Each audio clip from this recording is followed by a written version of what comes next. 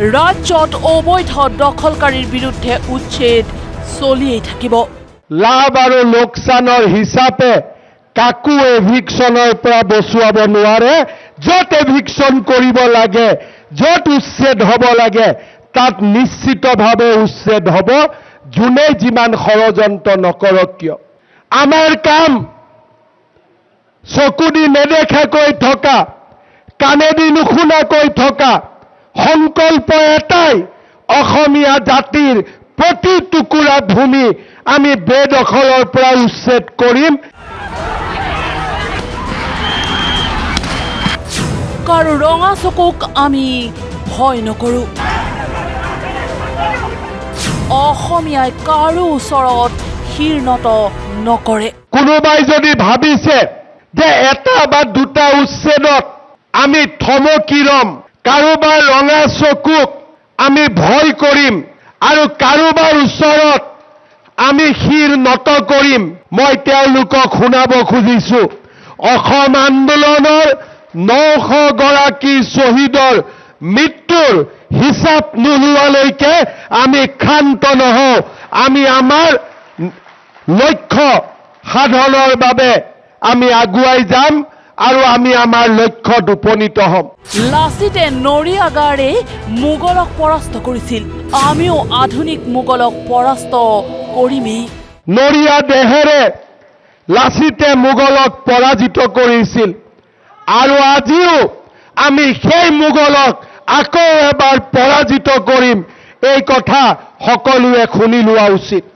অসমীয়াই কাৰো ওচৰত বশ্যতা স্বীকাৰ নকৰে। অসমীয়া এক দুৰ্জেয় জাতি, অসমীয়া এক অপৰাজেয় জাতি আৰু এই অসমীয়াই কেতিয়াও কাৰো বশ্যতা স্বীকাৰ কৰা নাছিল আৰু ভৱিষ্যতেও আমি কাৰো বশ্যতা স্বীকাৰ নকৰোঁ। গৰুখুটিত এই হুংকাৰ মুখ্যমন্ত্ৰী ডক্টৰ হিমন্ত বিশ্ব শৰ্মাৰ।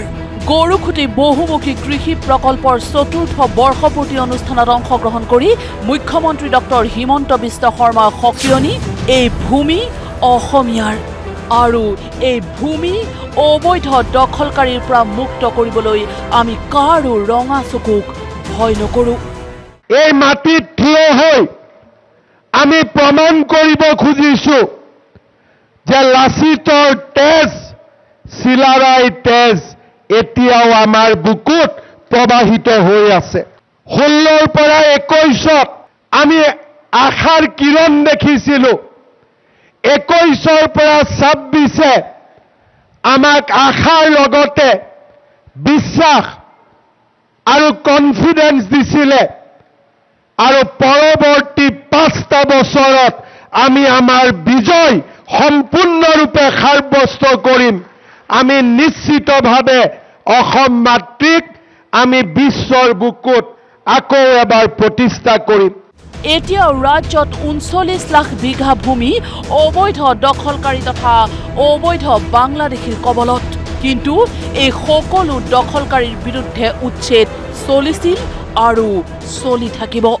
আজি অসমত আপোনালোকে আচৰিত হ'ব, 29 লাখ বিঘা মাটি আজি বেদখলকাৰীসকলে, অবৈধ বাংলাদেশীসকলে, সন্দেহযুক্ত নাগৰিকসকলে নিজৰ দখলত ৰাখিছে।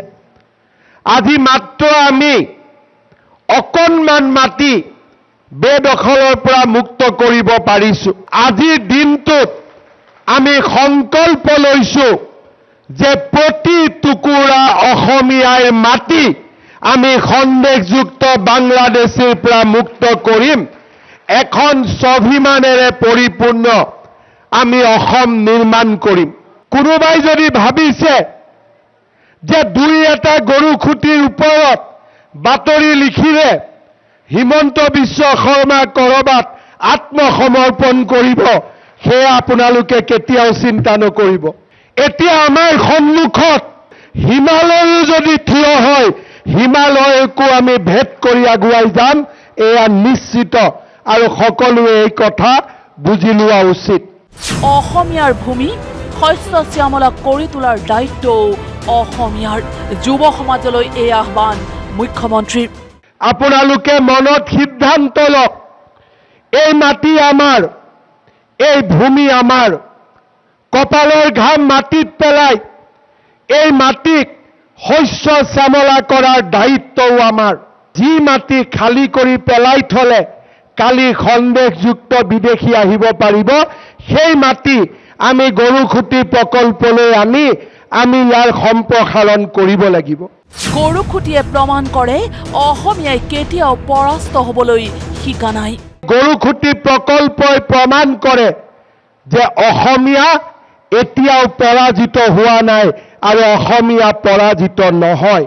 আজি অসমৰ চাৰিওফালে অসমীয়া যুৱকৰ মাজত যদি হতাশা আহিছে, এই গৰুখুটি প্ৰকল্প মমৰ পোহৰ হ'ব আৰু এদিন এই গৰুখুটি প্ৰকল্প সূৰুজৰ পোহৰ হ'ব, তাক মই বিশ্বাস কৰোঁ। আজি যদি এই প্ৰকল্পই আমাক মমৰ পোহৰ দিছে আৰু 10টা বছৰ পিছত এই গৰুখুটি প্ৰকল্পই আমাক সূৰুজৰ পোহৰ দিব, তাক মই বিশ্বাস কৰোঁ। ধলপুৰৰ দৰে আমাৰ মন্দিৰ, ধলপুৰৰ দৰে আমাৰ ঐতিহ্য আৰু যাতে কোনোদিনে কোনো সন্দেহযুক্ত নাগৰিকে তাক বেদখল কৰিব নোৱাৰে, সেই সংকল্প লোৱাৰ সময় আজি। বহুতে বিচৰাৰ দৰে গৰুখুটি কেৱল লাভ লোকচানৰ হিচাপ নহয়, গৰুখুটি অসমীয়াৰ স্বাভিমান আৰু আত্মবিশ্বাসৰ হিচাপ। অসমীয়াই কেতিয়াও কোনো কালে কাৰো ওচৰত বৈশ্যতা স্বীকাৰ কৰিবলৈ শিকা নাই বুলি গৰুখুটিত উচ্ছেদকাৰীৰ বিৰুদ্ধে মাত মতাসকলক হুংকাৰ মুখ্যমন্ত্ৰীৰ। এই গৰুখুটি প্ৰকল্প লাভ আৰু লোকচানৰ প্ৰকল্প নহয়। কেতিয়াবা আমাক কোনোবাই সোধে যে লাভ কিমান হৈছে। মই লাভ আৰু লোকচানৰ হিচাপ কৰিবলৈ ইয়াত অহা নাই। 8,000 বিঘা মাটি আমি বাংলাদেশীৰ কবলৰ পৰা মুক্ত কৰিছো, তাতকৈ আৰু লাভৰ হিচাপ একোৱেই হ'ব নোৱাৰে। অসম শংকৰ আজানৰ দেশ নহয়, অসম শংকৰ মাধৱৰ দেশ। আমাৰ মাজত এছামে 83 চনতো পৰাজয় স্বীকাৰ কৰি লৈছিলে। 83ৰ পৰা 85ৰ সময়তো তেওঁলোকে কংগ্ৰেছৰ ওচৰত আত্মসমৰ্পণ কৰিছিলে। অসমৰ ৰাজনৈতিক ধাৰাৰ পৰিৱৰ্তন হৈছিলে। কৰবাত আমি মানি লৈছিলোঁ যে আমি মিলা মিছাৰে আমি জীয়াই থাকিব লাগিব। শংকৰ আৰু মাধৱৰ পৰিৱৰ্তে আমি শংকৰ আৰু আজানৰ কথা ক'বলৈ আৰম্ভ কৰিছিলোঁ। গুৰুজনে দুজন আছিল, শংকৰ আৰু মাধৱ, কিন্তু গুৰুজনাৰ নাম নোহোৱা হৈ শংকৰ আৰু আজান হৈছিলে। আজান পীৰৰ জাগাত থাকিব, শংকৰ মাধৱৰ জাগাত থাকিব, আৰু তেতিয়াহে আমি আমাৰ জাতিটোক জীয়াই ৰাখিব পাৰিম। আমি থমকি নৰহো, আমাক কোনেও বাধা দিব নোৱাৰে। গৰুখুটিৰ পৰা আৰম্ভ হোৱা ৰাজ্য চৰকাৰৰ উচ্ছেদ অভিযানৰ পিছত ৰাজ্যৰ অন্যান্য স্থানতো চলিছিল বৃহৎ উচ্ছেদ। আমি থমকি ৰোৱা নাই। গৰুখুটিৰ পিছত আন্তৰ্জাতিকভাৱে আমাক থমকি ৰবলৈ বাধ্য কৰাবলৈ প্ৰচেষ্টা চলিছিল। আমি হতাশ নহলো। আমাৰ কৃষি সৈনিকসকল হতাশ নহল, আৰু সেইকাৰণেই আমি বৰচলালৈ গলো, লামডিঙলৈ গলো, বুঢ়াপাহাৰলৈ গলো, লখিমপুৰলৈ গলো, চাপৰলৈ গলো, পাইকানলৈ গলো, আৰু এদিনৰ ভিতৰতে আমি গোলাঘাটৰ উৰিয়াম ঘাটতো গৈ উপস্থিত হ'ম। সেয়েহে গৰুখুটিয়ে প্ৰমাণ কৰে অসমীয়াই কেতিয়াও বৈশ্যতা স্বীকাৰ কৰিবলৈ শিকা নাই। গৰুখুটি বহুমুখী কৃষি প্ৰকল্পৰ ৪ৰ্থ বৰ্ষপূৰ্তি উপলক্ষে নৱনিৰ্মিত ভাগৱত নামঘৰ, ৰংগমঞ্চ আৰু পশুপালন গৃহ উদ্বোধন কৰে মুখ্যমন্ত্ৰী ডক্টৰ হিমন্ত বিশ্ব শৰ্মাই। Bureau' report, news live.